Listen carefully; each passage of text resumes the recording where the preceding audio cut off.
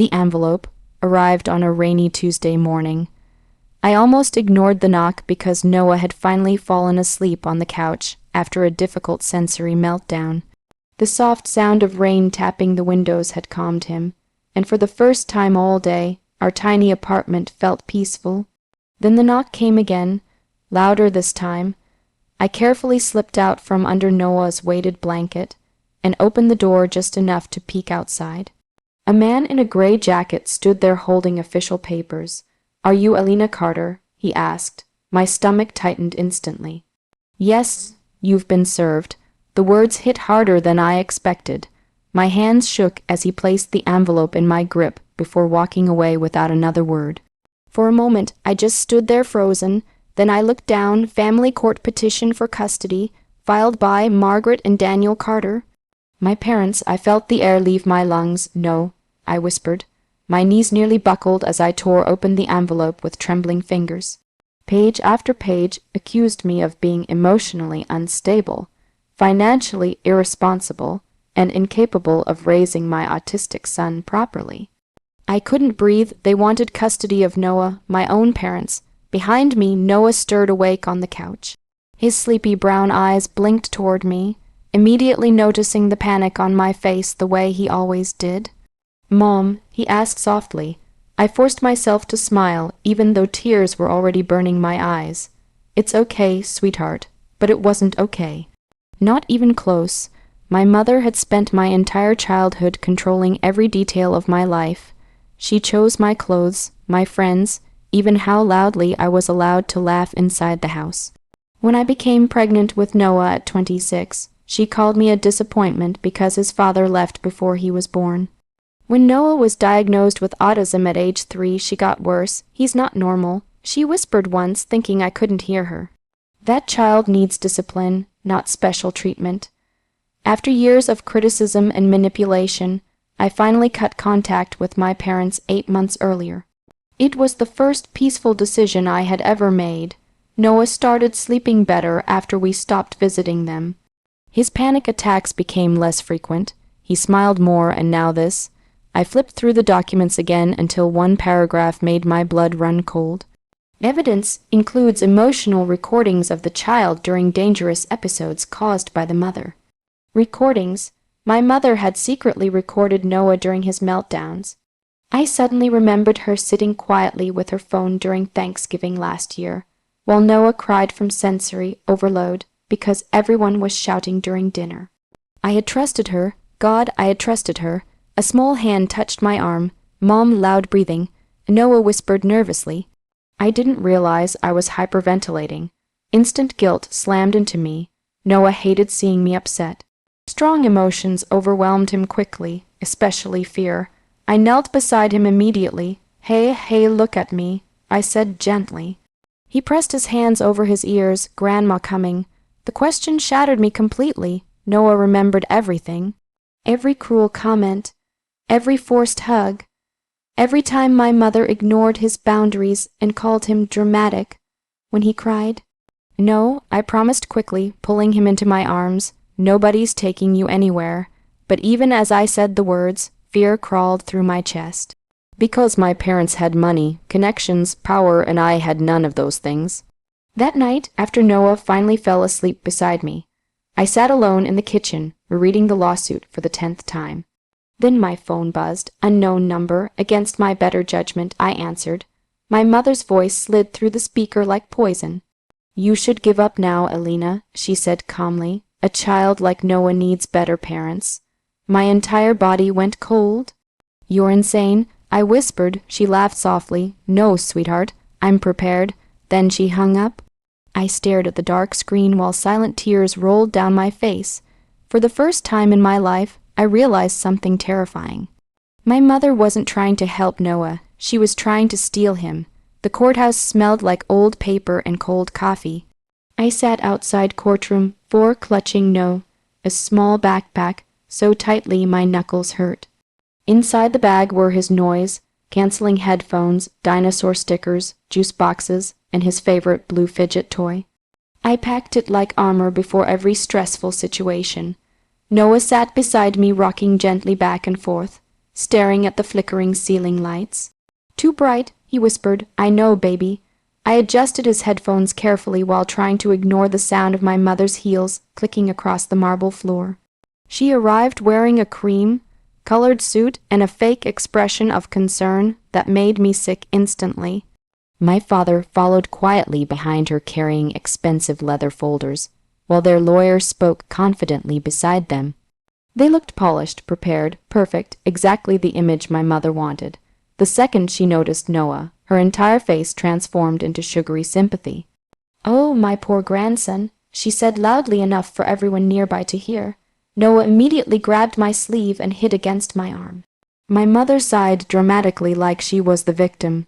"See," she told the lawyer, "he's terrified all the time." I nearly exploded. "He's terrified of you," I snapped. Her smile never moved. "That anger right there is exactly what concerns us." The courtroom doors opened before I could respond. My lawyer, Denise Harper, leaned toward me quickly. "Do not react emotionally in there. That's exactly what your mother wants." Easy for her to say. Inside the courtroom, Noah stayed close beside me while quietly tapping his fingers against his headphones. The room overwhelmed him instantly. Too many whispers, too many footsteps, too many strangers. The judge entered. Everyone stood, then the attack began. My mother's attorney painted me like a reckless, unstable single mother, barely surviving financially.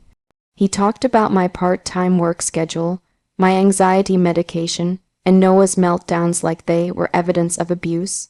Every word felt like someone carving pieces out of my chest. Then came the recordings. The courtroom speakers filled with Noah screaming during one of his sensory overload episodes from months earlier. "Make it stop. Too loud, Mom." I physically felt Noah tense beside me. His breathing became sharp. Panicked, "Stop the audio," I begged quietly, but my mother watched calmly while the courtroom listened to the worst moments of my son's life like entertainment. Tears burned my eyes as the attorney spoke over Noah's cries. These episodes occur frequently under the mother's supervision. I wanted to scream. Instead, I forced myself to stay still, because Denise was right. One emotional outburst and my mother would use it against me. Then my mother took the witness stand. She dabbed fake tears from her eyes before speaking softly. "I love my daughter," she said dramatically, "but Noah deserves stability. Elena struggles emotionally, and the child suffers because of it." Lie after lie spilled from her mouth effortlessly. She claimed I isolated Noah, claimed I ignored his therapy needs, claimed she only wanted to save him. Meanwhile, Noah curled closer into me, silently overwhelmed. Then came the moment that made my stomach twist. Their lawyer handed the judge drawings Noah had made during therapy. Dark scribbles, storm clouds. One picture showed a crying stick figure. Clearly signs of emotional distress. The lawyer argued. I recognized the drawing instantly. Noah made it after visiting my parents last Christmas. After my mother screamed because he covered his ears during dinner. But before I could explain, my mother interrupted gently. Autistic children often can't explain abuse properly. The courtroom went silent. I felt humiliated, trapped, like no matter what I said, they had already decided I was failing my son. Then Denise stood calmly. "Your Honor," she said, "we would like to submit new evidence from Noah as behavioral therapist." For the first time all morning, my mother's expression flickered. Just slightly, but I saw it. Fear. Denise handed papers to the judge while speaking carefully. These notes document increased anxiety specifically after visits with the grandparents. My heart pounded. The judge read silently, and suddenly my mother stopped smiling. Then Denise delivered the sentence that changed everything. "We also have reason to believe the child was coached to fear his mother." The entire courtroom shifted. And for the first time since this nightmare began, my parents no longer looked completely untouchable. 3 days after the hearing, I barely slept. Every sound outside my apartment made me anxious. Every unknown phone call sent panic racing through my chest. Noah noticed it too. He became quieter, more withdrawn, spending hours lining up toy dinosaurs across the living room floor in perfect silence. The custody battle was crushing both of us. I was making Noah macaroni one evening when my phone rang again. Unknown number. My stomach twisted instantly, expecting my mother's voice. Instead, a nervous woman spoke quietly. "Elena, it's Carol. I froze. Carol Simmons had been my parents' neighbor for nearly 15 years. She used to babysit me sometimes when I was little. After I cut contact with my parents, she disappeared too. Until now, I know this is sudden," she whispered, "but what your mother is doing is wrong." My grip tightened around the phone. "What do you mean?" There was a long pause, then Carol sighed shakily. "I have something you need to hear." An hour later, Carol sat in my kitchen while Noah quietly colored dinosaurs beside us at the table. She looked terrified, constantly glancing toward the windows like my mother might appear outside. "I should have spoken sooner," she admitted, "but Margaret scared everyone. That sounded exactly like my mother." Carol pulled out her phone slowly. "2 months ago, your parents came to dinner at my house. Your mother had too much wine and started talking." My chest tightened. "Talking about what?" Carol pressed play on a recording. At first, only dishes and muffled laughter filled the speaker. Then my mother's voice came through clearly. "People always sympathize with autistic children," she said casually. "Especially when the mother looks unstable." I stopped breathing. Carol swallowed hard and continued the audio.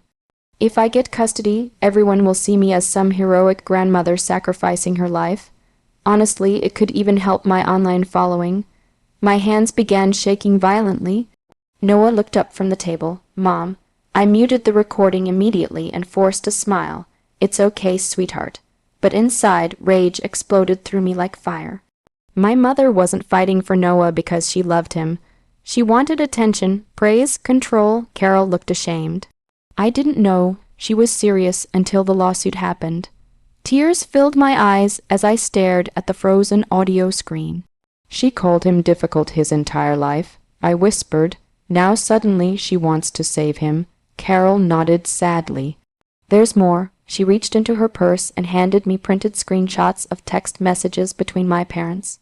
My father had written them. "Margaret is pushing too hard. Noah gets scared around her." Another message followed. "I think Elena's right about the manipulation." I felt physically sick reading them. For years, my father stayed silent while my mother controlled everyone around her. Now, when things were collapsing, he suddenly wanted a conscience. Too late. The next morning, Denise filed the recording with the court immediately. And everything changed. By afternoon, Child Protective Services reopened the investigation into my parents instead of me. My mother lost her mind. She called me 17 times in 1 hour. Then came the voicemails. "You ungrateful little liar. You're poisoning Noah against us. You think you've won." Her calm mask was cracking fast. But the worst moment came during the final court hearing later that week. The courtroom felt heavier this time, tense, dangerous. My mother sat stiffly beside her lawyer while my father looked exhausted and pale. Then Denise played the recording aloud for the judge. Every word echoed through the silent courtroom. My mother's face slowly drained of color. When the audio ended, the judge looked horrified. Then Denise submitted another piece of evidence. School reports showing Noah's anxiety spikes directly after unsupervised visits with my parents. The judge turned toward my mother carefully. "Mrs. Carter, would you like to explain this?" And that's when everything exploded. My mother suddenly stood up so violently her chair crashed backward. "This is ridiculous," she screamed. "That child needs structure, not coddling." Noah flinched instantly beside me. Security stepped forward cautiously. But my mother wasn't finished. She pointed directly at Noah with pure fury burning in her eyes. "He ruined this family the second he was born." The courtroom gasped. And at that exact moment, I knew she had finally destroyed herself. The courtroom fell into complete silence after my mother's scream. Even the judge looked stunned. Noah buried his face against my side, trembling beneath his headphones. I wrapped my arms around him instantly, while trying to control the rage and heartbreak crashing through me at once. My mother stood in the middle of the courtroom, breathing heavily, her perfect image finally shattered. "He ruined everything," she shouted again, pointing toward Noah. "Ever since that boy was diagnosed, Elena turned this family against me. Margaret, stop, my father whispered weakly, but she ignored him completely. Security officers moved closer, while her lawyer desperately tried calming her down. Mrs. Carter, sit down immediately, the judge warned. Instead, my mother laughed bitterly. You all believe her. Elena has always been unstable. She was a difficult child, dramatic, emotional. Enough, the judge snapped sharply. For the first time in my life, someone with authority had finally spoken to my mother without fear. And she hated it. Her face twisted with fury as she grabbed a stack of papers from the table. You want the truth, she screamed. I did everything for this family. Then loose documents scattered across the courtroom floor. One paper slid near Denise's shoes. She picked it up casually at first. Then her expression changed instantly. Your Honor, Denise said carefully, I believe this document needs immediate attention. The judge adjusted his glasses while Denise approached the bench. My mother suddenly went pale, not angry this time. Afraid, Denise handed over the paper silently. The judge read for several seconds before looking back up slowly. Mrs. Carter, where did you obtain these medical evaluation forms? My stomach tightened. Medical forms? My mother hesitated too long. That was all the answer anyone needed. Denise stood immediately.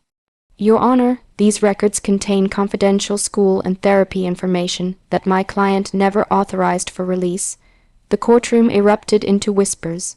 The judge looked furious now. Are you telling this court these documents were obtained illegally? My mother tried recovering her composure. I'm his grandmother, she argued quickly. I was helping him.